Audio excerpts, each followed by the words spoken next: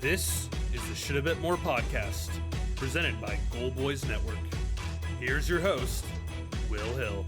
Welcome to the Shoulda Bet More podcast, presented by Go Boys. Coming up on the show, JVT, Jonathan von Tobel of Easton will join us. We'll go over conference championship Sunday. The Super Bowl is set. It is a rematch of 2 years ago, the Chiefs and the Eagles. Chiefs will be laying 2, as we will have the same Super Bowl for the second time in 3 years. I'm trying to think, recording this just as these games end. That doesn't happen that often. Remember, I think there was a Bills-Cowboys back-to-back when early 90s when they played twice in a row. Patriots didn't really overlap. They played the Giants, but those were spread out a little bit. 2 and 3 years is pretty rare, so I'm sure we'll see all the stats about it. This is the first time ever, or third time ever, or whatever it is. There's been a rematch twice, or a rematch within a third year, twice in 3 years. But yeah, we'll get to the Eagles in a second. Not that much to talk about, but the Chiefs Bills is where you got to start. And look, that felt like every Chiefs Bills game ever. It just did. It felt high scoring.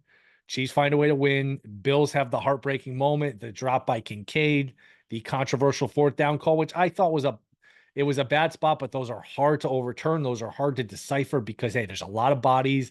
The ball's hidden. It's just a scrum. And the Chiefs, I thought, were the better team. McDermott did some shaky things at the end of the half, let too much time run off the clock. The challenge was stupid on that, what he thought was an interception when Worthy caught it right near the end of the first half. And the game really should have been more lopsided because the Chiefs, they were about to go in and make it 14-3 right away. They went right down the field, touchdown, and we're about to go in again. Mahomes with the handoff, Pacheco, the read option, it kind of caught in between, handing it, keeping it, balls on the ground, Bills recover. And the Bills recovered all of these fumbles in this game. And the first drive for Buffalo, the first sequence of the game, Allen throws 2 picks. There could have been 3 or 4 picks on the 2 plays because one of them was an interception that got dropped twice. The other one was another interception. So Kansas City was the better team. Buffalo had their opportunities. It was weird because it felt like for a while Kansas City should have been up more. And then it felt like maybe Kansas City missed their chance to put the game away because Buffalo survives the middle 8. They get the very important touchdown right before the end of the first half. They get a stop on Kansas City after Kansas City drives the ball 2+ territory.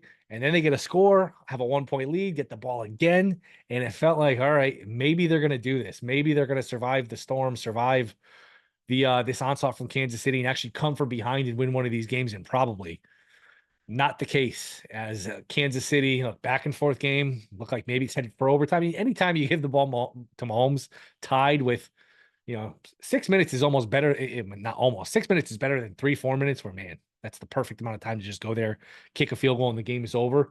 So, with 6 minutes, you're probably going to at least get it back, you would think.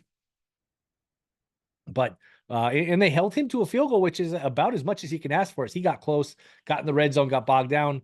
But the Chiefs defense made a play when they needed to make a play and force some, tough throws. Allen under duress, and that Kincaid play is going to be just an iconic play in Buffalo history. Same with the Bass field goal from last year, the 13 seconds. That's just going to be an iconic drop. Not that if he catches it, they win, but hey, you're driving, and you probably get at least a field goal, and you might win the way that game was going too. I guess Shakir was wide open on that play too. So, just heartbreaking for Buffalo.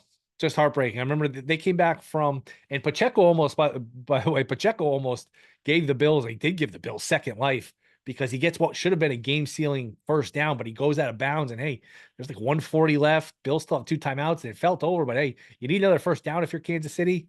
But they did get it on 3rd and 6. Give the Chiefs and Reed credit. They didn't just run the ball into the line and take the time off the clock. They threw it. They were aggressive. And the game lands by 3. These games continue to go over. Kansas City versus Buffalo. They bring out the best in each quarterback, and the Chiefs once again win. And the Bills, man, I don't know what you do, because on one hand, you can't be too harsh. They're just losing to the best player maybe ever in Mahomes. I don't think that's a crazy statement. It's definitely not a crazy statement. I mean, he's going to the Super Bowl again. He's been to all these AFC times. I mean, it's just he's unbelievable, an unbelievable player, and the best quarterback I've ever seen. I'm comfortable saying that. Pretty comfortably, he's the best quarterback I've ever seen. So do you kill the Bills and say, hey, get rid of this guy, get rid of McDermott, fire him, or you just, hey, they lose to the best player? I would actually, boy, it would be harsh to fire McDermott, and I know that will be at least brought up. But hey, maybe just change something to change something. Boy, he made the title game, wins the division every year. That being said, these games versus the Chiefs are always close, and there's just some meat on the bone that's being left there because these little, and then some of them aren't even that little decisions of challenge this play, screw up the clock at the end of the half. These little margins, man, you don't have much margin for error against the Chiefs. So again, I don't know who that coach would be, and it would seem harsh, but it wouldn't be insane. Like, hey, you know what? The whole reason the Chiefs dynasty started is they had a pretty good quarterback in Alex Smith, and they said, hey, let's move on and let's try to get a great quarterback, and they did that and got Mahomes. So, but I don't know where the home run hire is. I mean, Harbaugh took a job. What like Sean Payton took a job a few years ago. All these names we've heard of, like, hey, he's the fixer upper. He's the guy when you have that big time opening that's going to create the job. That guy's not really out there. Going to go to the college route. That's shaky. There's just not that. I mean, look, Brian Schottenheimer just got a head coaching job. This is not a field of candidates for the NFL where there's that no brainer, no doubt coach that can step in and do the job. So brutal for the Bills, absolutely brutal. And I talked about this a lot with the Lions losing and the Vikings losing after a good record. It is, well, you're sitting there with a 3-point deficit after the 2-minute warning, and they come back from break, and man, you're either going to win this and go to the Super Bowl, or you got to start all over again in July. And the Bills have to wait 8-9 months for preseason training camp just to be 0-0 again. It's psychologically, it's got to be devastating, absolutely devastating for Allen, McDermott, the Bills. Allen deserves better. Allen's just a tremendous player. Mahomes is better. Mahomes is a little bit better, but boy, Allen's not that far behind. It's just, man, there is, I would say there's some luck in these games, but the luck, I know the fourth down spot was look, it's a possession. That's basically a turnover. But I mentioned the fumbles went Buffalo's way. The dropped interception went Buffalo. A lot did go Buffalo's way here, and they still couldn't get done. So just devastating, absolutely devastating. And the Chiefs are once again going to the Super Bowl. Just a run from Mahomes that is absolutely hard to believe. I mean, from the time he starts, he just goes in there and goes to the Super Bowl basically every year. When he doesn't, he loses the AFC title game in overtime. So Mahomes is headed back to the Super Bowl. Hard to believe. It really is. It's hard to believe this guy's gonna be playing in his fifth Super Bowl now. So yeah, 49ers twice, the Bucks, and then the Eagles twice. Am I missing one? I think that's everyone. So I mean, you lose track. I mean, it's just what a ridiculous run. And the times he didn't win, he was about to win against the Patriots. They get a game clinching interception. His guy lines up offsides completely away from the play. D Ford, and the Patriots go and the Patriots win it. And then the other one, they were up 21-0 against the Bengals in 2021, and they figure out a way to blow that game. Mahomes actually was really bad in that game. Everyone thinks or a lot of people think he was bad against the Bucks because of his stat line. He was great against the Bucks. He was just playing behind a bad offensive line and receivers who couldn't catch the ball. He was tremendous. He was bad in that second half of the Bengal game. They lost the title game, but that's basically the only bad game he's played his career. It's just, my goodness, what an absolute freak of a talent. So the Chiefs move on. They will play the Eagles, who, look, not much to say. The Commanders didn't belong in the game. Commanders are not on this level. They were losing late to Tampa. Tampa had the ball, the lead. Tampa fumbles. Baker fumbles on a kind of a fluke play. Washington steals it. And then they go in and they hit a bunch of fourth downs. They get a bunch of turnovers. And they see a Detroit defense that was just completely ravaged, completely torn apart. And I mentioned on Friday, hey, this is a tall order. This is asking a lot. I'd be shocked if they won the game. The Commanders, they did not. Their defense was awful. I thought Daniels was very shaky. Now, look, it's hard because you don't want to be at this point where you can't criticize him because he's been so good. And there does feel a little bit of that, like, oh, can't say anything bad about Daniels. But you also don't want to criticize Daniels because he's had such a great rookie year. What are you going to do? Come on here and go and say something's wrong with Jaden Daniels and he's overrated? And are we sure he's good? I mean, look, he had a great year, but he was shaky, I thought, on Sunday. He was inaccurate, just wide, high, even the play. And any chance Washington had to get back in it, down 19, they get a touchdown, a 2, a stopping. All right, at least in play for the cover. They got the ball back again, and he throws a little pass to Eckler. If he leads Eckler's got a ton of room to run.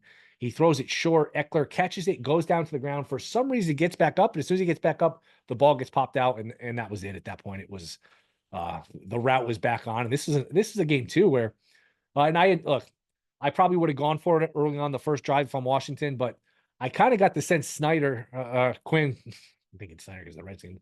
I got the sense that Quinn thought, hey, I got it on fourth down. 4th and 5. I got it again on 4th down. Here's another 4th down. You know what? At some point, this is going to come up empty for me. Let me just take my points, put them in the bank, and go home. I don't know that it was the right call. It was definitely strange with how aggressive they had been to say, you know what I'm going to do? I'm going to go for it. Or I'm going to go for it. I'm going to go for it. And now I'm going to kick it.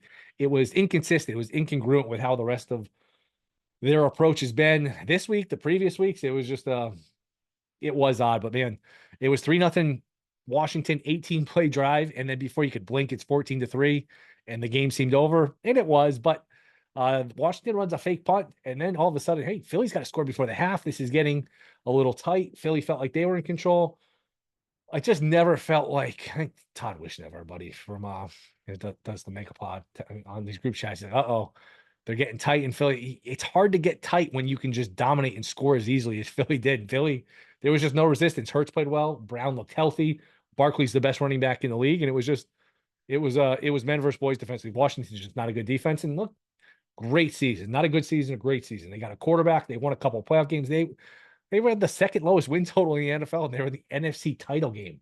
But this did have a little feel of like, St. Peter's in college basketball goes to the Elite Eight and gets destroyed. And eventually the Cinderella run comes to an end, and the Cinderella run does come to an end. Look, there is no guarantee. Just because all of these teams would kill to have Daniels, kill to have the year they had. Daniels is tremendous. There's no guarantee. You're not going to be favored in your division. You got a division where you're either going to have the Super Bowl champion or the Super Bowl runner-up. Dallas is still pretty good, and tougher games next year. I won't be shocked if Washington takes one step back and goes like 9-8. It's just how the NFL works. Daniels can get hurt. He runs a lot. There's no guarantee. No guarantee that just because it's one step forward doesn't always mean it's two steps forward. Sometimes one step forward, step back. It's not always linear, and there's a lot of competition. As great as Daniels is, maybe they will take the next step. Maybe they will be 13-4 next year and going to a Super Bowl. You never know. You never know. With the famous Dan Marino story, Aaron Rodgers wins a Super Bowl pretty early in his career, never even been back to a Super Bowl. So it's hard to get there. Hard to get there. Allen is about as good as anyone in the league outside of Mahomes. He hasn't been there. Lamar might have his third MVP here in a week or two. He hasn't been there. It's hard to get there. It's hard to win. I keep saying it. But you see it time and again, man. It's hard. You need a lot of luck. You need things to go your way. You need to stay healthy. It's hard to win. So Eagles Chiefs is the Super Bowl. Great game 2 years ago. It was 38-35. Somewhat controversial call because it was a legitimate hole, but the people didn't like seeing the game end that way. But not ready to pick it yet. You can put your head on the pillow at night and say, hey, I bet against Mahomes. If it lost, it lost. It's very hard to pick against Mahomes and say to yourself, hey, I'm going to lose this game going against Mahomes. That is a tough one. If you bet the Bills today, you got to just be kicking yourself. Not that you didn't have your chances, not that there wasn't some logic to it, not that the Chiefs haven't seemed vulnerable.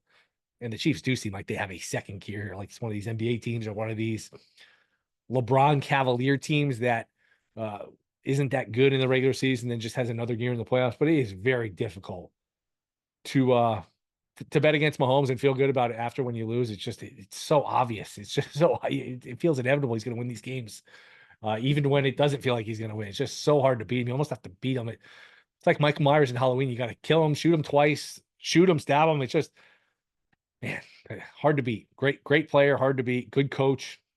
I'm probably going to be picking the Chiefs again just because I'd rather have Mahomes and Andy Reid than Sirianni and Hurts in a close game, and it's probably going to be a close game. Probably going to be a close game, but we'll have plenty of time to talk about it. We get one game. It's hard to call the Eagles Washington. It wasn't a competitive game, but scored 1 million points. That has to be. I was looking this up. It was hard to find a definitive answer. I'm guessing this is the highest scoring conference title game in NFL history. I couldn't, for some reason, the results weren't popping up quickly, and the ones I were going through, none of them were as high scoring as this. So it wasn't a good game, but at least got a ton of points, ton of fireworks. And then Chiefs Bills is just classic. Allen, the whole drama of him trying to get over the hump. Mahomes, competitive game, a lot of scoring. So you had one clunker. Even the clunker was high scoring, and then you had one. If you call it a classic, but because the 13 seconds one was the ultimate classic. But this is a pretty damn good game. Pretty damn good game. Everything on the line. Mahomes, Allen trading punches. Game comes down to the last play. The drop. A- game, 9 out of 10. I mean, it's not a 10 out of 10. It's not an A+, but that's an A- game. Classic might be strong, but that was for an AFC title game, that was a hell of a game. Plus all of the built-in drama of these teams having played all these times in the playoffs, and then the game is close again and the back and forth. It was fun.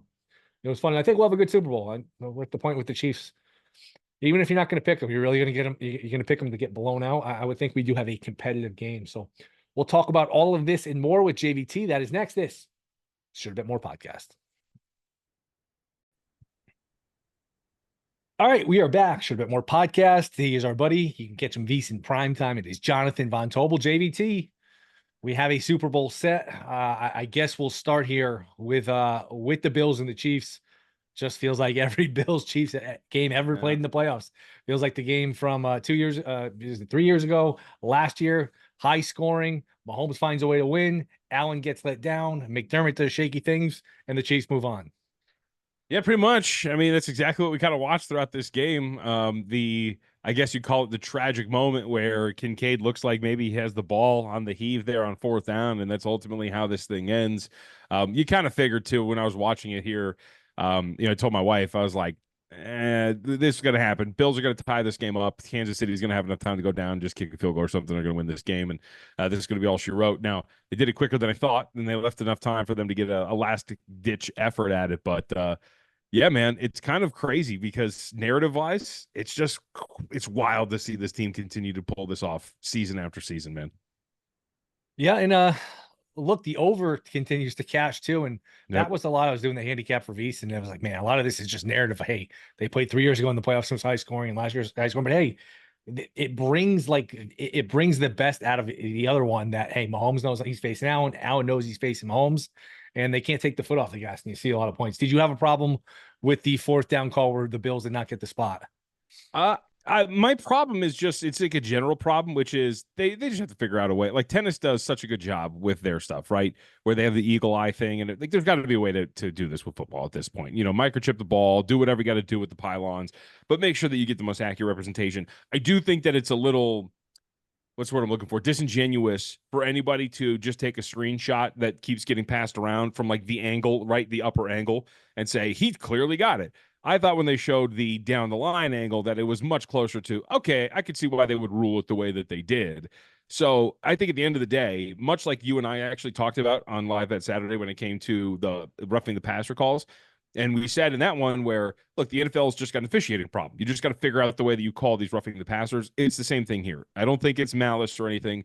I think you have to figure out a way to accurately call these tight situations, especially with the now prevalence of these quarterback sneaks and these tush pushes and these plays at the line of scrimmage. We're going to get these more and more. We get them all the time anyway. You have to find a way other than some old man running down the sideline and thinking like, yeah, that seems about right.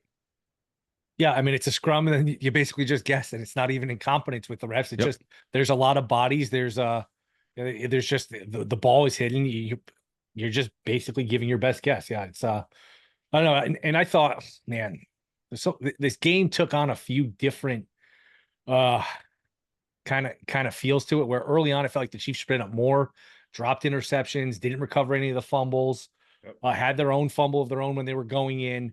And then it felt like the Bills had just kind of steadied the game. They got the lead, they got the ball, they survived the middle 8, and then of course the Chiefs take control at the end. Did you feel like the better team won? Yeah, this is not what I feel like coming into this, where both teams I thought were outplayed last week. I thought pretty safe that the Chiefs won this game and they were the better team, because you mentioned it. I mean, I was watching the first half out here at a local book with a buddy of mine who works for Las Vegas Journal, Adam Hill, and we were sitting there pulling our hair out because you mentioned it. That first drive, Allen throws 2 interceptions on that drive. Like he outright throws 2 picks. One of them could have been picked 2 different times, so it's like he could have thrown 3 or 4 picks on 2 passes. Yep. So he throws 2 picks, which is absolutely insane that they actually don't getting that. McDermott makes the wrong decision analytically on a 4th down to kick a field goal in the first quarter, 4th and 5 from the KC 35. Like there were so many things that they did incorrectly where they should have been up 21-10 before they were up 21-10, if that makes sense. You know what I mean? Like they should have had a much larger lead earlier in that game. So I kind of felt like KC, I kind of leaned over at one point and go, looks like KC might be rolling them here. Like they looked like that to start the game. And so the way that this kind of shook out, I should say, proper English, I think the best team won here. I thought the Bills were lucky, for lack of a better term, to get this thing to within 21-16 and then ultimately a lead after the half. seems harsh to just come on here and say, "Oh, the Bills lose, got to blame somebody, get rid of the coach, fire McDermott." But I'll leave it open ended. What do you do if you're the Bills? Because it does feel like they go into these games with a little bit of a disadvantage. Whether it's you mentioned the field goal, not managing the time properly, what's time run off the end of the first half. It's these little things on the margins. He does a good job, but hey, this Chiefs dynasty started. A big part of it was thinking good was not good enough. And hey, Alex Smith is pretty good. Wins a playoff game, gets to the playoffs. We're going to go for great. Would you think about moving on? What would you do here for the Bills? Yeah, I mean, I think it's fair to ask that question. I mean, and because it's not even McDermott. Look at the final play for Josh Allen on that 4th and 5. Steve Spagnuolo called a brilliant blitz to Josh Allen, where it looked like he was sending almost the house, and instead it was like a sneaky little corner blitz where you didn't realize where the pressure was coming from. Completely disrupts the play. So to your point, the coaching overall made a massive difference, and it wasn't just Andy Reid; it was his staff as a whole. So I wouldn't say no to looking at this from the McDermott perspective and say, you know what, I think we've gotten the most out of this. Because here's the thing, Will, on a better level, I guess we'll call it, he's almost Staley-esque, right? Where with Staley, they were bad, they were going for it on 4th downs, and he's supposed to be a defensive guy, and his defense wasn't even good. Here again, you have McDermott, who you're not really getting where you should be. And by the way, your defense is actually pretty average, and it's been pretty average for a while. At some point, we have to be doing something here. Like, what do you do, right? It's the Office Space thing. What would you say you do here outside of being the head coach of a team that has one of the best quarterbacks in the National Football League? And I don't think he's a guy who makes his team better. And I would agree that maybe you go out and try to get somebody. Now, here's the thing. Grass isn't always greener. Who are you going to get? Yep. Who is the guy that's available that right now you would say slam dunk? That's better. He's an upgrade. He's going to push them past, wherever they've been stuck. I think the one guy that you would feel comfortable with is currently working with a former coworker of ours out there in Chapel Hill, and that's probably about it. Well, it's a good one. Hadn't thought of that. I thought before he took that job with UNC, I thought maybe the Bengals make sense. Just fix the defense. He doesn't have to worry about the offense. He can just come in and take care of the defense. But obviously, he took the UNC job. Yeah, the Bills would be a good one for him, but that's not gonna happen. Yeah, I don't know where you go. I don't know where you go. Look, it would be harsh. Like, hey, Mahomes is the greatest player maybe ever, and I lose to him by a field goal. Now I'm no good. But hey, I don't know. I mean, what they'll probably do is just, hey, run it back, see you in training camp in July, win our 11, 12, 13 games, and just get back here and hope for the best. I mean, that's just what you do. Just keep knocking on the door until one day it breaks down. But yeah, it's tougher, Buffalo. It really is. I mean, I guess Spagnuolo? Do you call Kansas City once they're done with their run and see if you want to give Spags another shot? I mean, he's a great defensive mind. Maybe he would make that defense better. But again, like, I don't know if I'm like pointing at Buffalo and going, that's a Steve Kerr-esque upgrade that's going to make this team better, right? Like, that's going to push them past the issues that they've had and onto a Super Bowl. Yeah, at the very least, McDermott needs a time management, game management consult, because there's just too many things. Oh man, time ran off the clock there. He did this, he did that. There's just too much of that stuff. Any final thoughts on that on the AFC game? Just that the Chiefs are incredible, man. Like, we're watching like arguably the best dynasty we've ever seen in the NFL, and we're alive for it. And it's incredible because I remember coming out of the draft not thinking that they had botched it, but just being like, oh, cool, let's see what they got in Patrick Mahomes. And like, he's arguably the best quarterback we've ever seen, and he's got plenty of time. He's 29, he's halfway to Tom Brady's total playoff wins. It's nuts. I remember when they picked him, and they traded up to do so with the Bills, right? Ironically, I think that might have been, yeah. I think it was. And those two teams made a trade this past draft as the Chiefs got Worthy.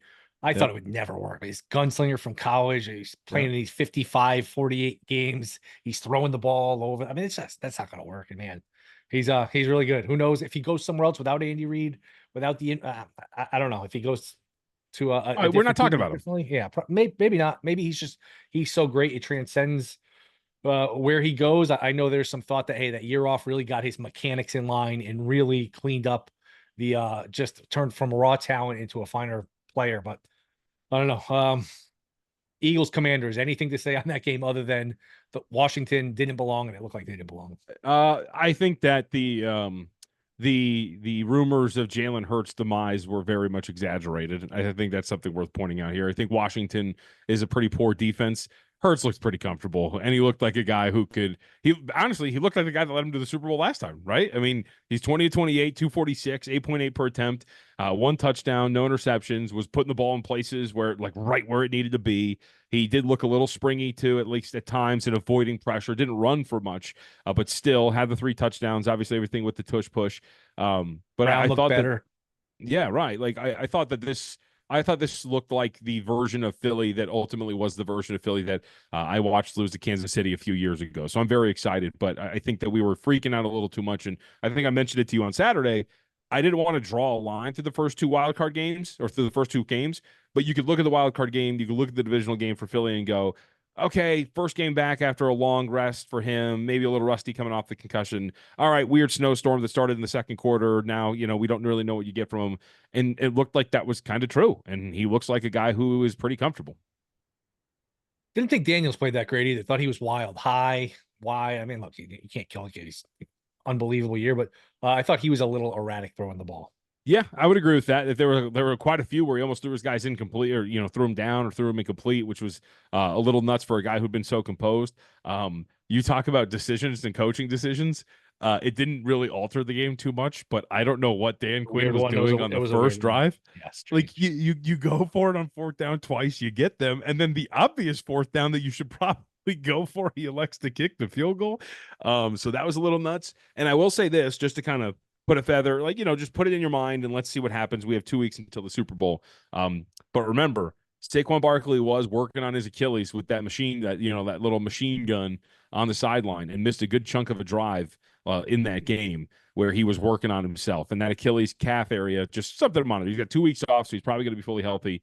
Obviously looked great throughout the course of the game, 15 carries, 118 yards, but just something to monitor there with Barkley. My buddy just texted me. Mahomes was 80-1 to score 2+ touchdowns in this game, and 2 he did. So some crazy ones. Cash Shipley was like 60-1 before the game to score a touchdown, and obviously Barkley, the Eagles running backs. Barkley's all done for the day. Gainwell's hurt. Yep. There you go. Shipley, Cash is 60-1. You never know with this stuff. Some crazy stuff happens. What was I gonna say? Oh, the first decision for Washington to kick. I would have gone for it, but I think he just kind of, it was crossing my mind too. It's like, I'll go for it, but they got it once, they got it twice. I wonder if he was just think, man, I'm kind of due to not get it. Let me just I'm ahead at the blackjack table. Let me just take my money and go home before I lose it all. I wonder if that crossed his mind. Like, I'm bound it might have, but you got to that point at the blackjack table because you kept hitting on 18. Right. You kept doing it. So got it pretty easily too. The 4th and 5, I think it was like the Ertz who's wide open. They moved it pretty easily. Yeah, I'm just a fan of, look, dance with the chick that brought you, right? Like, let's go. Like, we have a rookie quarterback in the NFC Championship game, and we're on the road. Let's do this thing. And by the way, it was pretty fitting that the next play, right, Saquon goes for 60 yards and a touchdown. Like, this is the game we're playing here, man. Yes. Your defense isn't good. You got to be able to keep up, and trading field goals is not going to ultimately get it done.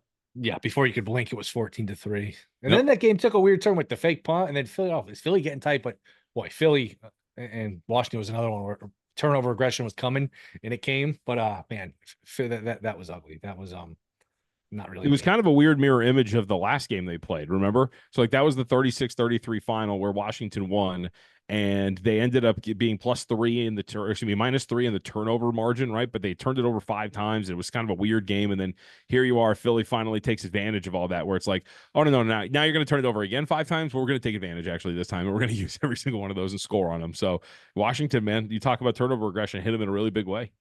Sure did. All right, initial look here. Chiefs laying 2 to the Eagles. Do you have a feel in the rematch from 2 years ago?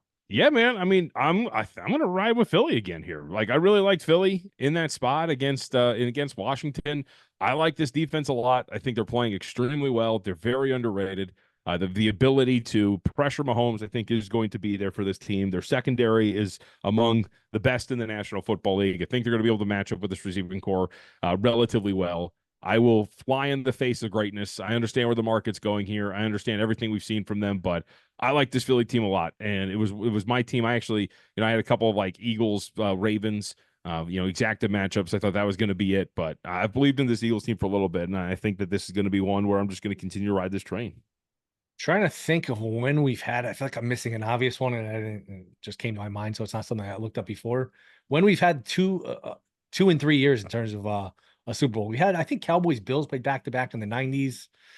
In the NBA, we Yeah, we got had some 2 and four straight 4s. years of Cavs Warriors Yeah. for four straight. But what were the 2s and 4s? Was it Patriot ones? I'm trying to think. I mean, yeah, it was Patriots Giants, right? They played each other Okay, 2 years. good one. That was on the bookend of 2-4. And then no, Mahomes did not play. I was going to say that he played the Bucks twice, but he did not. I'm misremembering. But no, I think that's the last and most recent one in the NFL is the 2 and 4 with the Giants and the Patriots. Oh, dude, what are we talking about? 49ers and Chiefs. Yes. What are we talking? I'm like, there's late, one with yes, the Chiefs. yes. Yeah. Yeah. There's one with the Yeah, Chiefs yeah. I'm missing. Yeah. And even that was 2 within what, 4 years, right? Yep. Yeah. It was the same COVID thing as the 2020. Giants. So it was like the Yes. bookend. It was like they played, then 2 seasons passed, and then they played again. That's, it's funny because I knew I was missing one, but I Yep. don't know, I was going back too far. Yeah, it's interesting. So you like the Eagles. Philly's got a better team than Kansas City, but Kansas City's Kansas City, man. End of a close game, Mahomes and Andy Reid. And look, Andy Reid, I thought dialed up some great plays. I thought that Mahomes run was a good one. I'd rather have Mahomes and Andy Reid than I'd rather have Hurts and Sirianni in a close game, and it's probably going to be a close game. Dude, I don't blame anybody who thinks that at all. And in fact, like I think if you're in my neck of the woods, I think you're maybe trying to look at like some alternate lines too for Philly, because I don't think if they're going to win, it's not going to be this 1-score game. Like they have to win by at least a margin. I don't think 14 points, but I mean, you're going to have to win this thing by a decent margin to not be in that situation where it's like, hey, we're up by 2 and there's a minute and like 30 seconds left, and here's Mahomes with the timeout in his pocket and the ball going down the field in New Orleans. So I am thinking they can win this thing by a margin. I really believe in them, and I do believe too, by the way, in Hurts. Like I think going back to the premise of the first 2 games didn't scare me off too much in the postseason, the wild card and divisional round. I think what we saw today was a little bit more of the Hurts that we can expect in 2 weeks. Yeah, he's a good player, man. Look, I've said this all year about Philly. Hurts is a top 10-ish quarterback. Barkley's probably the best running back in the league. Good offensive line. Smith and Brown are like top 15, 20 receivers. Yep. That's a pretty good start. And then you got a good defense. Like in the NFL where all these teams are flawed, there's salary cap, and there's no great teams. That's a hell of a roster they got. And I don't know what this meant. And, you always kind of take too much from these guys and what they say after the game. But I did like what Hurts said, and maybe it was the start of something as they get ready for this game. I don't know if you saw what he said, but essentially, and I'm paraphrasing, but I think he said something along the lines of, Sirianni let me out of my straitjacket today, right? So in other words, kind of opened up the offense a little bit more and maybe called some more stuff that allowed Jalen Hurts to press the ball downfield. And maybe that's the start of something. Maybe Sirianni's finally going to get his head out of his rear end and probably open up this passing attack for a quarterback that is, I think, proven at this point that he can run an offense here. And maybe that's the start of what's going to look like a pretty complex offense when you go to take on Kansas City in 2 weeks. Yeah, nobody. I mean, you just ask 10 people at the bar or walking down the street, you think Sirianni is a good coach? I don't know how many people say yes, but hey, 2 Super Bowls in 3 years in terms of the appearances. He's only been a coach for 4 years, 2 Super Bowls. It's pretty good. The collapse last year was bad, and maybe part of it was on him. And it's funny to think they were almost fired him. So I don't know what you do with Sirianni. I don't think he's a great coach by any stretch, but hey, he's and maybe it's just the team, but he's at least had some success here. Dude, it's funny because we made the joke a couple of times this year. If you would have just played like different little bits of media from Philly throughout the course of the year, you would have thought that team was 2-14. You know what I mean? But they're not. They're one of the best teams. Obviously, they're the second best team right now, or among the 2 best teams in the NFL because they won their conference. There is something to managing people, and I don't know if Sirianni does that particularly well, but something's working because he's got a good team and they're here. And we've seen we've seen better teams get held back, right, by their coaching staff. And I think that Sirianni is at least doing something right here with these guys. A couple things, and what's interesting, they're 15-1 since October, and the one loss is the game against the Commanders where Hurts got hurt and all the turnovers. Yep. 15-1, geez, they're pretty damn good. I think with Sirianni, a couple things. They collapsed last year, and then he had the on Monday night standalone game. If you're going to do something stupid, do it at 1:00 Eastern. The throw to Barkley, where hey, if it wasn't stupid, it was controversial. Then the defense gave up the lead, and he kind of blew that. He had a weird Saints game. So it was that bookended, but I think with Sirianni, it's the body language. There's a facial expression. There's a demeanor about him. I think that just rubs people the wrong way. I'm glad you brought that up. I was out at Stadium Swim, that Saints game. I'm out at Stadium Swim watching that game, when it's a little bit warmer weather, beginning of the year. And coming out of that game and listening to the discourse, both with the people I was watching the game with and then just the media in general, if you were to tell me in that moment, oh, this team's going to the Super Bowl, I would have been like, you're crazy, dude. Because Sirianni looked like a idiot. It looked like they were going to lose that game. It looked like he was going to get fired in the middle of the season. It looked like a nightmare. But here they are. He went for it 4th and 1 from like the plus 15. Yep. Which makes sense when you put it that way. But there was like 10 seconds left in the half where it's like, even if you get it, you're going to have to kick the field goal. Then he missed. Then they didn't get the 4th down. And what's interesting about that game, couple things. Game's in New Orleans, so they're headed back to New Orleans. Do you remember what the line on that game was? Let's see. I think, was it Saint? No. I don't know. I remember. What was it? Saints were laying 3 points to the right. Philadelphia Okay. Eagles. Because that's when they were 2-0, weren't they? Yep. A reminder early next year. Hey, take a deep breath with this stuff. You want to react. You don't want to overreact. It's crazy. I do local radio out here for your audience, and I got into a heated argument with somebody after the first 2 weeks because look, I'm a data nerd, but this guy's like a data nerd. So like, if the number says it, it's true. And he's like, this is the greatest team we've seen. The Saints are guaranteed to make the playoffs. Like, this is the largest DVOA rate. I'm like, dude, it's 2 games. It was the Panthers. It was the Cowboys. Let's pump the brakes a little bit. No, this is the greatest offense we've ever seen. I'm like, okay. All right, JVT. What anything on tap Monday night? I'm putting you on the spot, but anything on your radar here? No, I mean, nothing entirely. I'd say this Monday night basketball wise, the Clippers will be playing the Phoenix Suns. Clippers are a 1-point favorite. Total is like 223. We've seen a small flip here. I have been riding this Clippers train. I think if you remember on Saturday when we talked, I had a money line against the Milwaukee Bucks. They end up getting there and not sweat free, but outscored them in a big way in the second half, specifically in that fourth quarter. Harden had 40. Harden was awesome. Oh man. Yep, he was great. And this team really quietly, man, is sliding up the standings. They've been one of the best defensive teams in the association. Phoenix, I think, is going to have a tough time matching up. Looks like right now everybody is on track to play here in this game. So with this team, you always want to keep an eye on injury reports and whatnot. But Clippers, I believe, are going to be very live tomorrow against the Phoenix Suns. And for those who didn't hear, live bet Saturday, VSiN.com, you issued a public formal apology to me and to our audience because you gave out Jalen Johnson, most improved player, and he got hurt. Yes, I should have known that he was going to have a weak and frail shoulder, and yes, that it maybe would have popped out of place or whatever happened with him, and that he's not going to play enough to win this award. So I apologize, even though statistically he was on track to win said award. Speaking of awards, who's going to win Comeback Player of the Year? Did you see Hamlin's a finalist? Yeah, okay. So I saw that, but they named a lot of finalists, right? Like 5 for each award. Oh, is it? Like is that what it was? Yeah, you might be right, actually. So let me double check this. But I'm not surprised because I think he was going to get, if you're going to name that many finalists, you're going to get that. Yeah, so they named 5. Joe Burrow, Sam Darnold, J.K. Dobbins, Christian Gonzalez, and DeMar Hamlin. So yeah, it finishes in the top 5. We'll see. We don't know exactly where it's going to be, but again, I'm very fascinated, obviously, as many people are. I've got Darnold at 12-1 to win this thing. So I'll be out in New Orleans, by the way, for the Super Bowl. So I will be. Oh, nice. Yes, I'll be there for. Sending you? No, I will be there for ESPN Las Vegas, the station I work for part-time out here. Fly out next Sunday, and we'll be there all week up until Friday. So I'm very much interested to see what that's going to be like when they do the awards. I think they do them out there, and see what that's going to. I'm going to try to see if I can get some inside dirt. All right, man. Appreciate it. JVT, VSiN Primetime at me JVT. Where else can people find you? That's pretty much it. Yeah, VSiN.com. Go check out all the work we have up there. It's absolutely brilliant, wonderful, and then you can hear me and Will Hill together on Saturdays as well. JVT, man, appreciate the time. Thanks for coming on. Yep. Anytime, man. Rate, review, subscribe. Thank you guys for listening. Thank you to JVT. We'll be back Wednesday. No football this week to talk about. I don't know what we're gonna do. Or maybe talk some cricket. Maybe talk some I don't know, ping pong. We'll figure something out. We will be back Wednesday. Maybe do some NBA college. We will look. NBA playoffs did a lot of NBA. March Madness did a lot of March Madness. So we will adjust to the calendar. We won't do all Super Bowl the next 2 weeks, but we'll still do a little bit. So Wednesday we'll be back. Rate, review, subscribe. See you then.